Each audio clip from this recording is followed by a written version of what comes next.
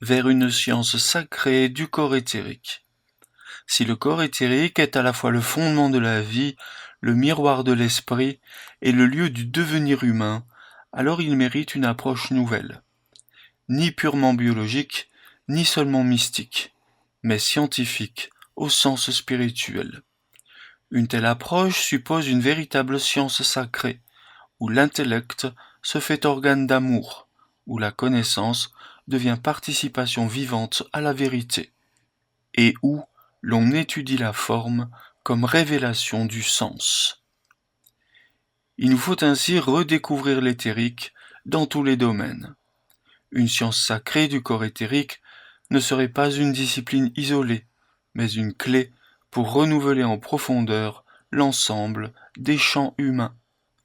En médecine, pour soigner la source vivante des maladies, en accompagnant les rythmes, les images intérieures, les tensions formatrices.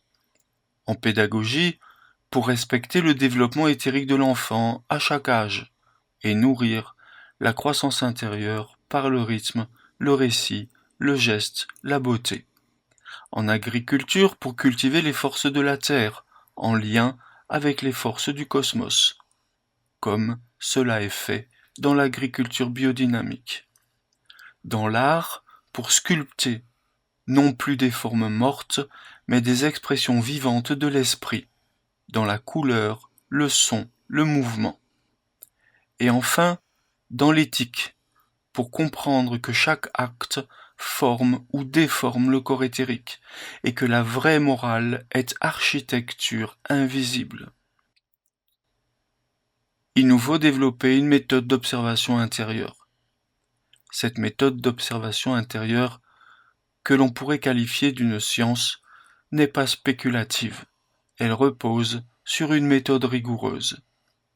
Observation du monde vivant avec attention éthérique, pensée mobile, non attachée aux abstractions figées, développement de l'imagination exacte, capable de saisir les forces derrière les formes, et enfin, transformation de soi par le rythme, la méditation, l'art, la responsabilité quotidienne. Ce chemin est exigeant, mais il est accessible à tout être humain sincèrement engagé dans sa propre transformation. Car le laboratoire est en soi, l'organe de perception est dans l'âme, et l'objet de recherche est la vie elle-même, sanctifiée par l'esprit. Nous devons donc passer de la connaissance à la co-création. Le but d'une science éthérique n'est pas la maîtrise extérieure. Le but est la co-création avec les forces du monde. Connaître le corps éthérique, c'est entrer dans le processus vivant de la création, y collaborer, y répondre, non en consommateur de forme, mais en sculpteur libre de lumière.